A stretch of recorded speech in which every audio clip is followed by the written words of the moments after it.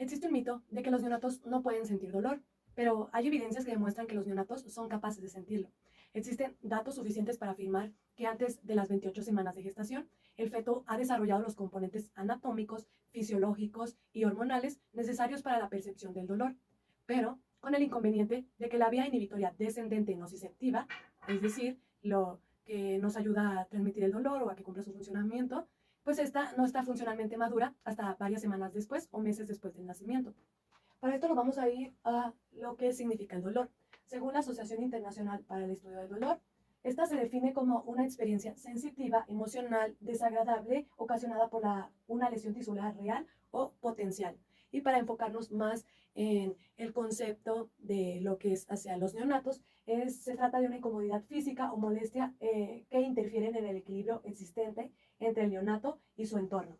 Para poder entender un poquito más de la fisiología del dolor, vamos a ver uh, lo que es la nocicepción, y para entenderlo de manera rápida, esta es el proceso mediante el cual se codifican y procesan los estímulos potencialmente dañinos.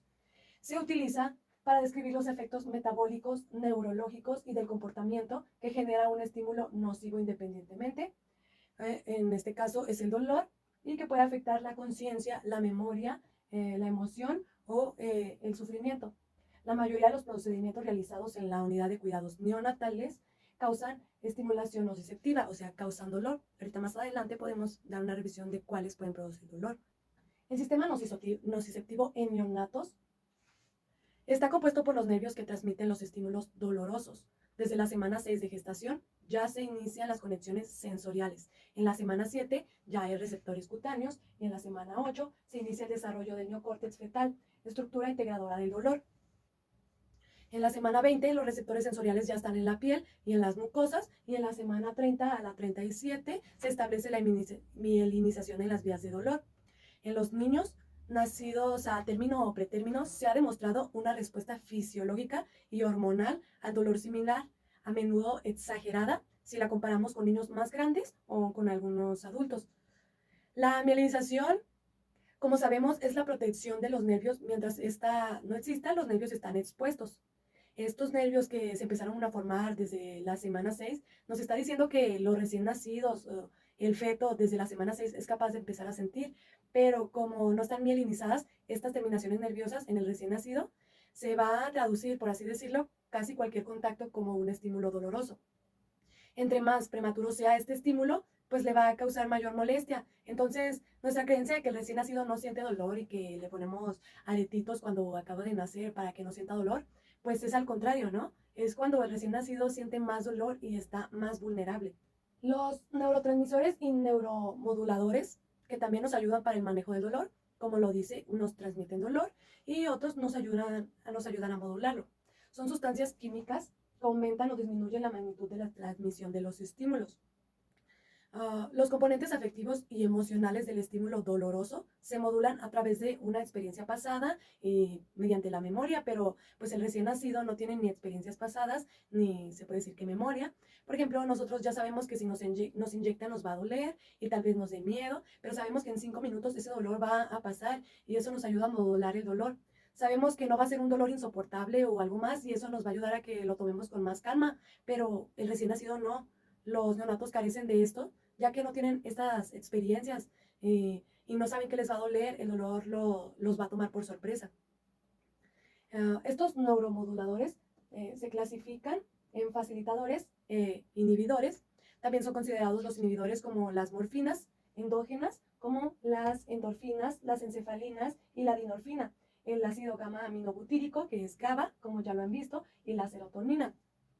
En el neonato estas ya están presentes, pero no son suficientes, no alcanzan concentraciones como las que tenemos nosotros, que nos ayudan a manejar el dolor. Por ejemplo, que la serotonina, que nos ayuda a inhibir el dolor, incluso nos causa placer, alcanza concentraciones útiles hasta después de la semana 6, después de que nació el bebé.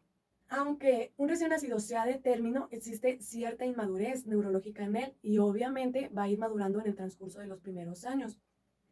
Hay una dificultad para adaptarse al medio ambiente invasivo de la unidad de cuidados neonatales, que se caracteriza cuando hay luces brillantes, hay ruido, hay frecuentes intervenciones médicas que causan dolor y manipulaciones constantes, y con los cambios fisiológicos y metabólicos que experimenta el neonato, se encuentra que el dolor acumulativo y el estrés causan una baja regulación de receptores de la corticosterona en el hipocampo, que pueden afectar la regulación endocrina en estos niños, volviéndolos más sensibles en etapas posteriores.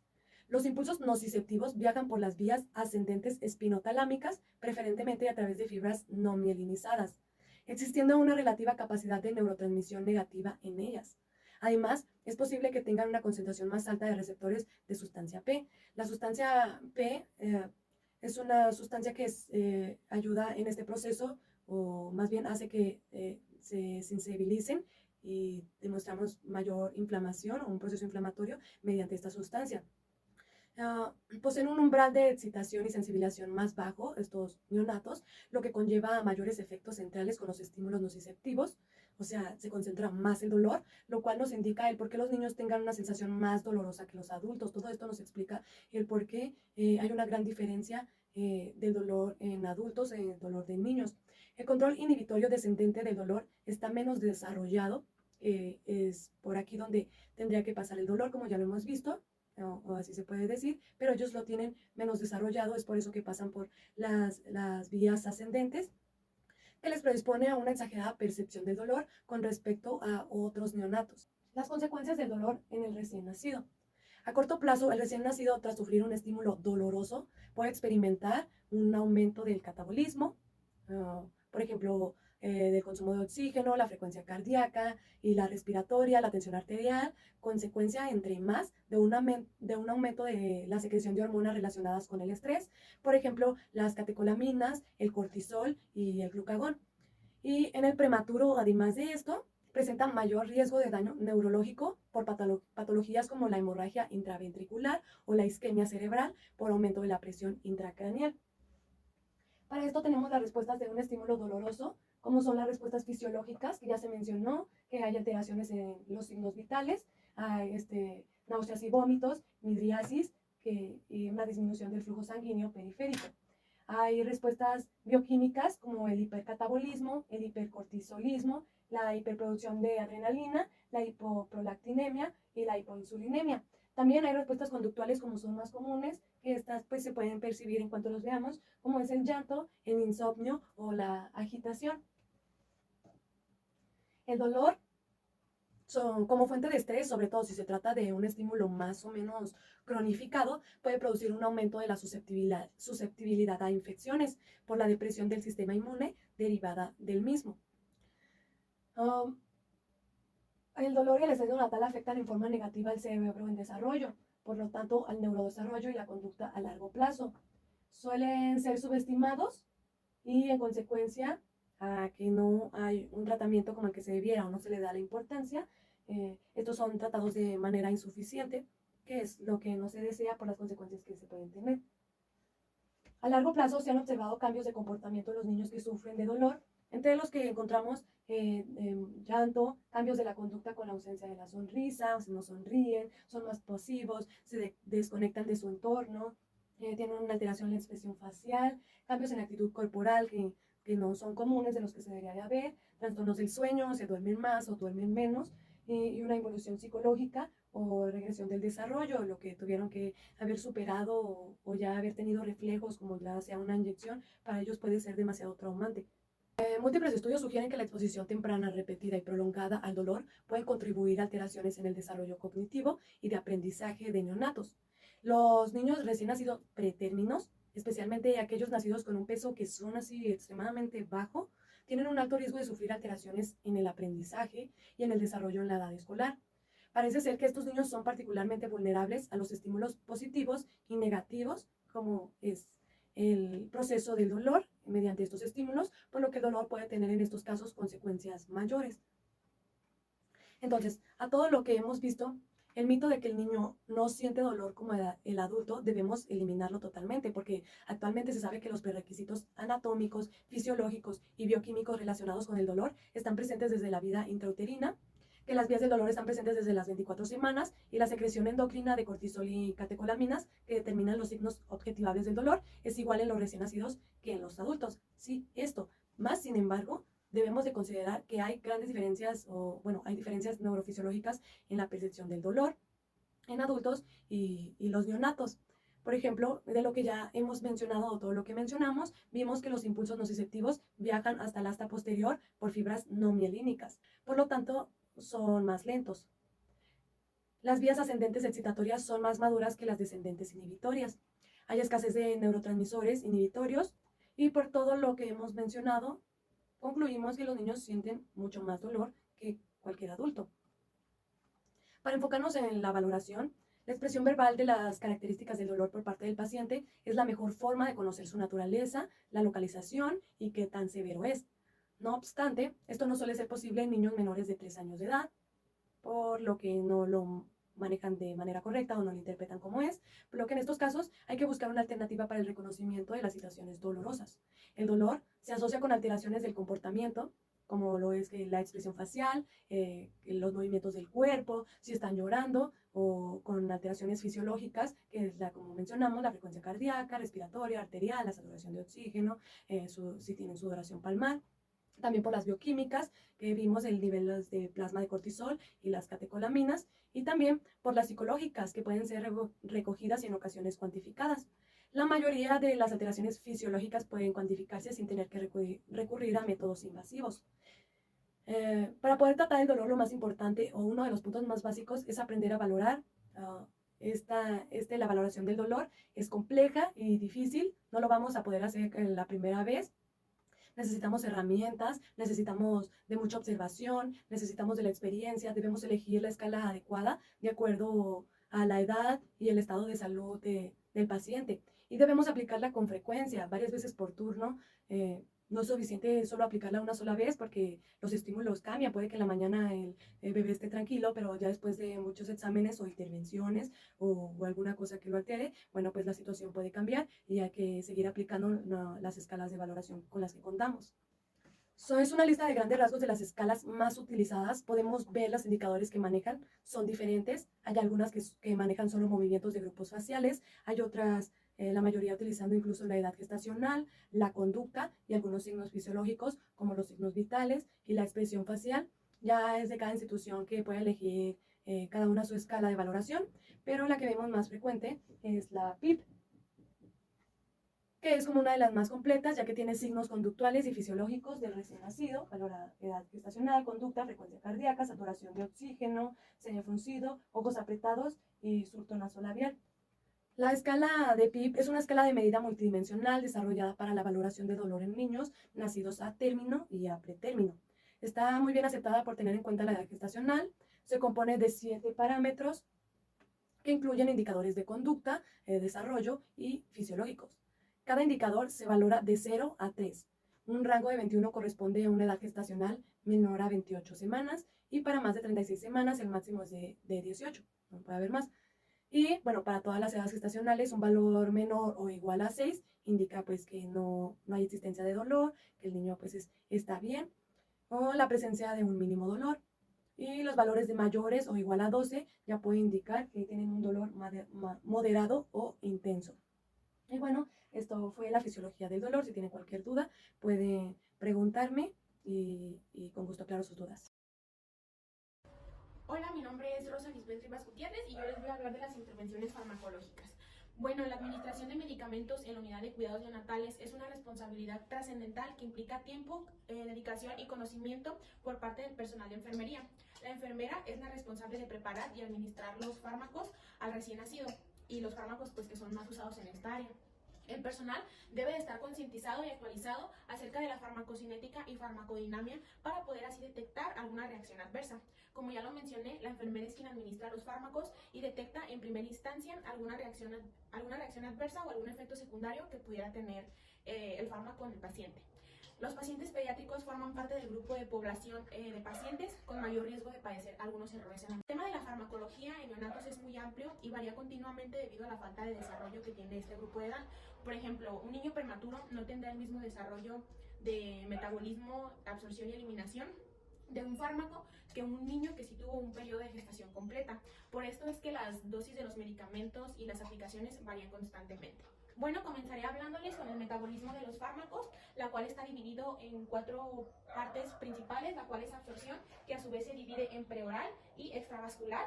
distribución, metabolismo y eliminación. Bueno, dentro de la absorción de los fármacos, que es el primer paso, hay varios factores fisiológicos que pueden afectar este proceso.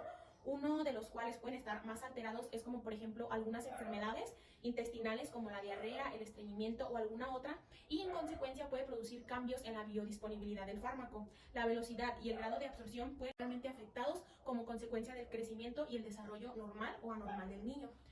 Como lo mencioné, se divide en dos, la absorción preoral, y los factores más importantes que influyen en la absorción de los fármacos, que va desde el tracto digestivo, están relacionados con toda la fisiología del estómago, el intestino y el tracto, como por ejemplo algunas enfermedades que van desde el tracto hasta el estómago.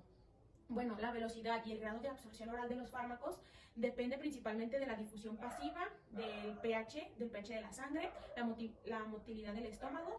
Después tenemos la absorción extravascular. Esta es la absorción que va desde tejidos y órganos por fármacos que se administran, como por ejemplo por vía intramuscular o tópica, incluso la rectal. Esta parte afectada por el desarrollo del niño, es decir, que no tenga su sistema muy desarrollado, como por ejemplo un niño prematuro, y también por el flujo sanguíneo intramuscular, que como sabemos va cambiando por la edad y puede dar lugar a una absorción variable e impredecible. Después tenemos la distribución de los fármacos. Una vez que ya entraron al sistema, pues la distribución de los fármacos está influenciada por varios factores físico-químicos específicos del fármaco, como por ejemplo el tamaño y el peso molecular, por la presencia de transportadores de fármacos, la unión de proteínas a la sangre, el pH de la sangre y el tejido y la perfusión que tenga el niño. En tercer lugar, tenemos el metabolismo de los fármacos, que es cuando ya se procesan y comienzan a hacer su periodo activo. Y el órgano principal del metabolismo de los fármacos es el hígado, aunque los riñones, el intestino, los pulmones y las glándulas suprarrenales, así como la sangre y la piel, también pueden biotransformar compuestos de los fármacos. El metabolismo de los fármacos tiene lugar principalmente en el retículo endoplasmático de las células. Y bueno, ya que el fármaco hizo su proceso, sigue el último periodo, que es el de la eliminación.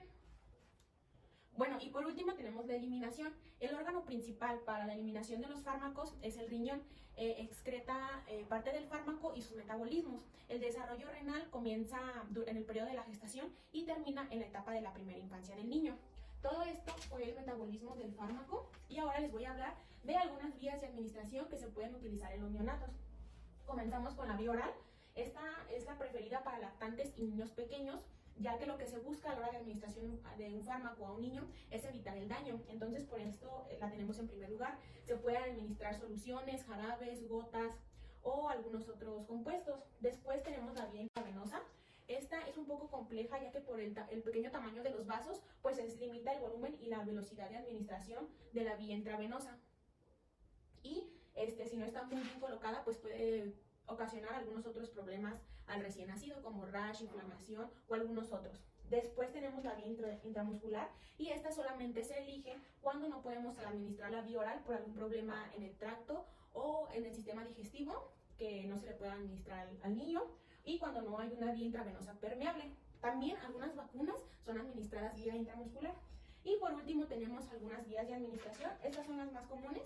Y también tenemos vía oftálmica, óptica, nasal, oral, tópica, parenteral y rectal. Por otro lado, también existen algunas consideraciones generales que debemos de tener en cuenta, como por ejemplo, puse 4 principales para poder entenderlas de una mejor manera. El etiqueta del medicamento al retirar, al sacarlo del envase y al devolverlo en el estante de donde lo tomamos. Esto en caso de medicamentos que pues utilizamos para de frascos que utilizamos para varias aplicaciones. También no debemos de usar medicamentos que no tengan etiqueta, que tengan algún color diferente al que son, líquidos o medicamentos que se vean turbios o con algunos microorganismos dentro. Esto es en caso de medicamentos que pues ya están caducados, y pues obviamente no usar medicamentos después de la fecha de caducidad. Por otro lado, tenemos los requisitos de almacenamiento del medicamento. En primer lugar, debemos de colocar todos los medicamentos en un lugar limpio y seco, en un lugar visible, en estantes adecuados, donde se encuentren todos los medicamentos y ordenados, como por ejemplo antibióticos, AINES, etc. Y en un espacio suficiente y exclusivo para todos los medicamentos, dependiendo del grupo. Por último, debemos de utilizar los 5 correctos a la hora de aplicación de medicamentos, que pues ya, como ya sabemos, ya no son 5 correctos, ahora son 10, que son 5 antes de aplicar el medicamento y 5 en la administración. En la preparación tenemos que verificar que sea el medicamento correcto, que sea la reconstitución y dilución correcta, que tenga las indicaciones y dosis correctas, que sea la vía de administración correcta y la hora de administración correcta, para poder evitar cualquier error. Y durante la administración de los medicamentos tenemos que verificar que sea el paciente correcto, y antes de administrarlo tenemos que informar al paciente qué le vamos a administrar y por qué. Tenemos que verificar la velocidad de administración, que sea una velocidad adecuada, recordemos que son neonatos. Y por último, el registro y seguimiento después de la aplicación del medicamento, para poder observar si existe algún signo de anafilaxia o reacción adversa. Ahora les voy a hablar de la escalera analgésica según la Organización Mundial de la Salud. Como podemos observar en esta gráfica, la escalera se divide en 4, la cual es: el primero son AINES, el segundo es opioide débil y en el tercero un opioide potente. Ya en el cuarto escalón podemos utilizar algunas diferentes técnicas no farmacológicas para ayudar al paciente en su recuperación. Bueno, comenzando por el primer escalón, antes de poder prescribir un AINE, tenemos que evaluar la eficacia frente a diferentes efectos adversos. Los AINES se utilizan en ciclos cortos de 5 a 7 días para dolor con componente inflamatorio, por riesgo de insuficiencia renal y sangrado digestivo. También es necesario, antes de prescribir un AINE, prescribir algún medicamento gastroprotector. La administración comúnmente es por vía oral, y la vía parenteral será solamente en casos de procesos agudos, dolores por episodios o limitación de la vía oral. Dentro de los AINES más comunes que se utilizan, pues es el diclofenaco, el ibuprofeno y el metamizol. Después tenemos el segundo escalón, que es donde ya se utiliza un opioide débil más un AINE, como paracetamol más algún coadyuvante. El tratamiento para poder utilizar este segundo escalón es en el dolor crónico moderado, que va en la escala de EVA del 4 al 6. Bueno, la decisión de pasar al segundo escalón viene decidida por la ineficacia de los AINES, y también pues ya se utiliza algún opioide débil, o incluso se decide cambiar al segundo escalón por la intolerancia de los AINES. En este segundo escalón, los medicamentos más comunes que vamos a ver es la hidrocodeína, la buprenorfina y el tramadol. Tercer escalón, que es el último, donde ya se utiliza un opioide potente más AINES más coadyuvantes, pues en este caso se utiliza solamente cuando el dolor va de moderado a severo en una escala de EVA mayor a 6. Este escalón puede asociarse con medicamentos del primer escalón y con fármacos coadyuvantes, como ya lo mencioné. Actúan sobre los receptores U y no tienen así como un techo analgésico, lo que permite aumentar la dosis a demanda del paciente. Hay algunos medicamentos de opioides potentes que se administran a libre demanda, es decir, el paciente decide cuándo quiere aplicar más dosis. En este caso, pues no aplicaría, porque estamos hablando de pacientes neonatales. Dentro del tercer escalón, los medicamentos que vamos a observar más frecuentemente es la morfina, oxicodona, metadona, hidromorfona, tapentadol y fentanilo. Es importante mencionarles que los opioides potentes pueden tener algunos efectos secundarios, como por ejemplo dentro de los gastrointestinales podemos encontrar el estreñimiento, o incluso podemos encontrar bradicardia y vasodilatación en los problemas cardiovasculares, y también podemos encontrar liberación de la histamina, lo que es el prurito, y dentro de los problemas renales, pues retención urinaria, lo que podrá causar edema y pues algún efecto antidiurético, obviamente. También podemos observar depresión respiratoria, la cual no se produce, si su uso es adecuado en las dosis correctas. Ahora les voy a hablar del cálculo de las dosis de los medicamentos. Es importante que realicemos estas conversiones de una manera adecuada, teniendo el conocimiento para realizarlo, ya que, como mencioné con anterioridad, los pacientes pediátricos, debido a las dosis muy pequeñas que se administran, es muy común que el personal de enfermería cometa ciertos errores, los cuales pues pueden llevar a la muerte.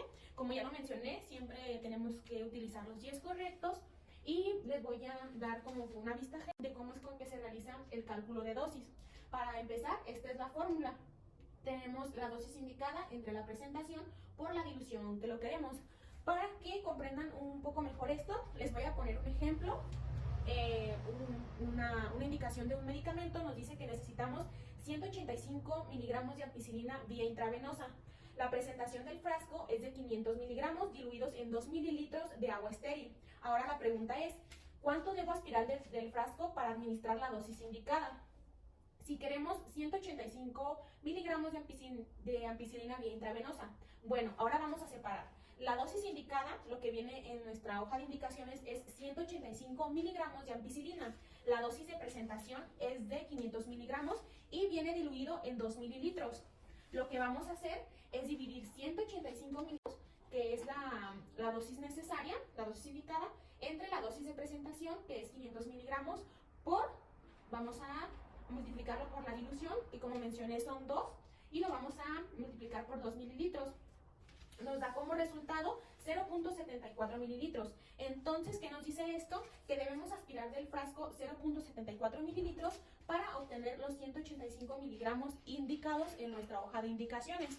Y ya por último les mencionaré algunas intervenciones y actividades de enfermería que podemos realizar a la hora de las intervenciones farmacológicas o de la administración de ciertos medicamentos. Para comenzar tenemos pues el dolor agudo, el dolor crónico, el manejo de electrolitos, administración de analgésicos, manejo de la sedación, administración de la medicación, ya sea pues en alguna de las vías que ya mencioné, que es ótica, nasal, anal, intramuscular o intravenosa, manejo de la medicación, control de la medicación y en algunos casos pues la oxigenoterapia. De mi parte sería todo, muchas gracias por su atención.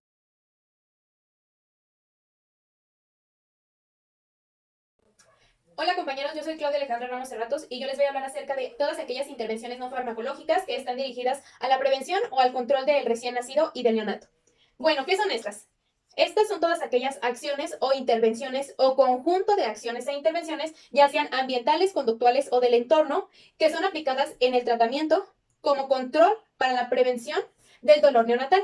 Se aplica de una forma aislada o combinada. Pues ¿cómo es esto? Tenemos medidas preventivas, ambientales y conductuales. Si es individual, pues quiere decir que utilizamos una de cualquier categoría de las medidas o podemos utilizarlas combinadas, ya sea una medida preventiva, una ambiental y una conductual. Y estas también pueden ser combinadas con aquellas intervenciones farmacológicas que en el video anterior les mostró mi compañera Liz. Ahora, todas estas intervenciones tienen un propósito. ¿Cuál es el propósito de estas intervenciones? Bueno, su propósito es incrementar la comodidad, la estabilidad neonatal y reducir el estrés, logrando al mismo tiempo la armonía, reforzando los lazos tanto del personal que está cuidando o que está en la atención del neonato, con los padres, o los lazos afectivos que se tienen entre los padres o tutores y el recién nacido. Y la disminución del recuerdo del dolor de los procedimientos.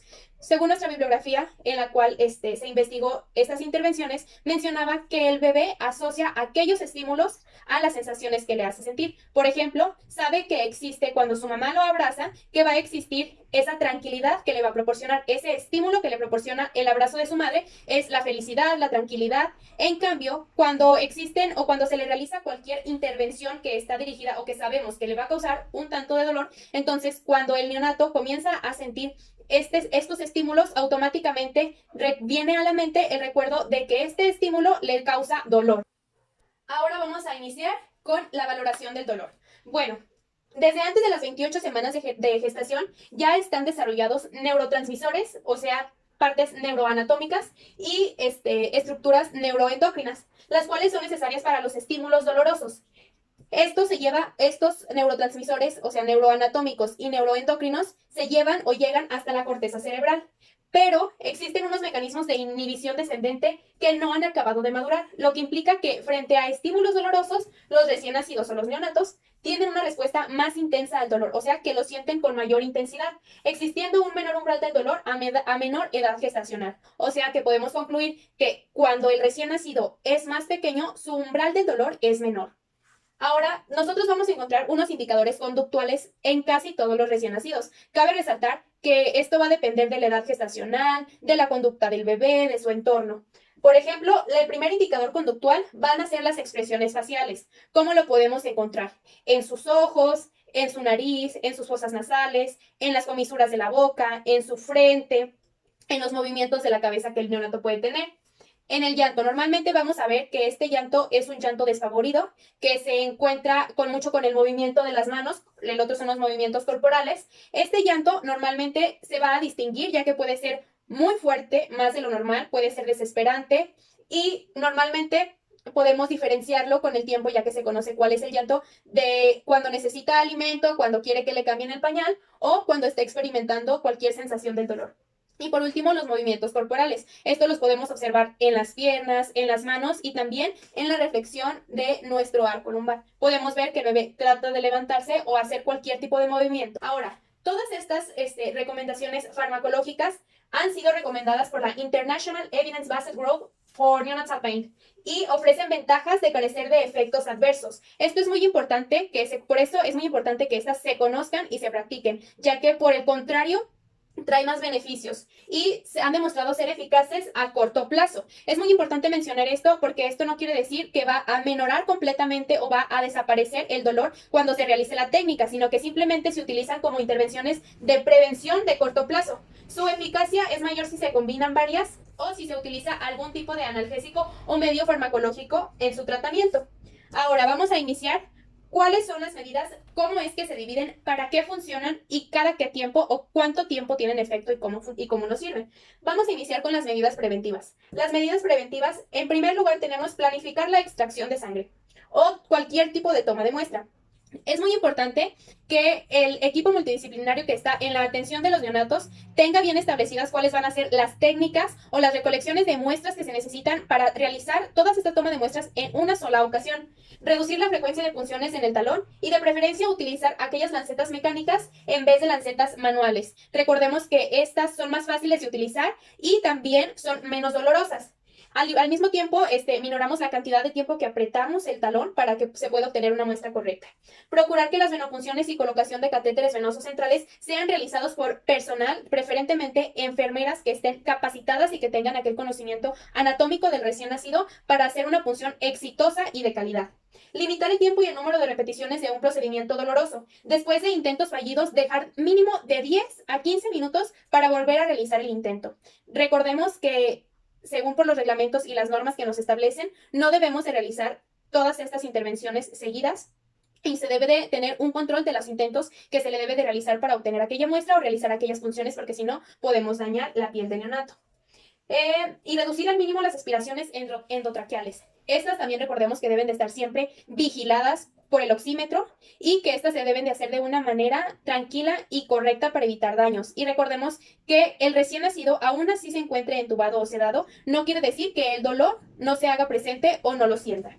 Ahora vamos con las medidas ambientales. La primera es colocar en posición prono o de cúbito lateral en flexión. Esta puede ser con un soporte alrededor del recién nacido. Esto lo podemos o se emplea en los recién nacidos, ya que esta contención que se le da al neonato se le va a figurar a cuando él estaba inútero, o sea, a las paredes uterinas de la madre, lo cual le va a traer más comodidad. Para esto utilizamos casi siempre un rollito que se realiza normalmente en el UCI, que es como un círculo que está hecho con sábanas o con toallas y en el centro es acostado el bebé, ya les dije, en prono o de cúbito lateral. Esta posición facilita todas las actividades mano-boca, o sea que esto va también a traer más comodidad del bebé. Podemos recordar que en muchas ocasiones es cuando sirve que el bebé chupa su dedo y el encuentro con la línea media. Esto es fundamental para la organización de su sistema nervioso central y además mejora las funciones respiratorias y al mismo tiempo beneficia el sueño y el control de la temperatura. Vamos con el siguiente, que es reducir los ruidos y la luz intensa. Bueno, aquí lo que se recomienda es colocar mantas sobre la incubadora. Esto también podemos realizarlo, pues obviamente para disminuir la luz y las incubadoras también disminuyen la cantidad de ruido que es introducido. Normalmente se les pide que en estos lugares, en el UCI o los lugares donde tenemos a los neonatos, pues hay la mínima exposición al ruido. También para esto se pueden implementar las llamadas horas quietas. Estos son horarios que se establecen en los cuales el personal es mínimo, o sea, se quedan los necesarios y los ruidos que se emiten son mínimos para beneficiar el sueño y la tranquilidad de todos los neonatos. Y también se instalan sonógrafos que controlan los niveles de ruido que son introducidos a estos lugares. Y por último tenemos el manipular al recién nacido con suavidad y con seguridad de una manera lenta. Y agrupar los cuidados e intentar que se realicen cuando no se esté en los periodos de sueño. Es importante dejar que nuestro recién nacido esté tranquilo y disfrute de estas siestas. Y por último tenemos las medidas conductuales. Bueno, la primera es administrar una solución sabor dulce por vía oral. Preferentemente se utiliza la sacarosa al 24% y se da aproximadamente 2 minutos antes de que se vaya a realizar cualquier tipo de intervención que pueda causar dolor al recién nacido. Esta es una técnica que se utiliza En los prematuros se les da de 0.5 a 5 mililitros de una solución al 24% y en los recién nacidos a término se utiliza de 0.24 a 5 mililitros. Esta se coloca en la parte de atrás de la lengua, ya que es en esta parte donde los recién nacidos tienen mayor papilas gustativas. Y esto provoca la liberación de opioides endógenos, o sea que funciona para evitar o para disminuir la sensación del dolor. También tenemos el método canguro. Esta va a estimular la secreción de colecistocina, que es un neuropéptido que potencia la actividad de los opioides, o sea que también provoca o amenora la cantidad de dolor que se produce. Después tenemos la succión no nutritiva, pues que esta se cree que produce serotonina y también endorfinas, que va a ayudar también a la disminución del sentimiento del dolor cuando se realice cualquier tipo de actividad dolorosa. La contención. Esta, pues, es simplemente arrullar al bebé, abrazarlo y hacerlo que esté cerca, ya sea de la madre, del padre o del tutor. Y esto va a hacer, pues, que la tranquilidad y que también le demos el sentimiento de contención al bebé. Y por último tenemos la música. Esta se dice preferentemente que se debe de utilizar aproximadamente 15 minutos en el periodo antes y después. O sea, que sean 15 minutos en todo este transcurso, antes y después de realizar la técnica. Y por último vamos a tener la estimulación multisensorial, o sea, el estar acariciando su carita, el estar tomándolo de la mano, el estar haciéndole caricias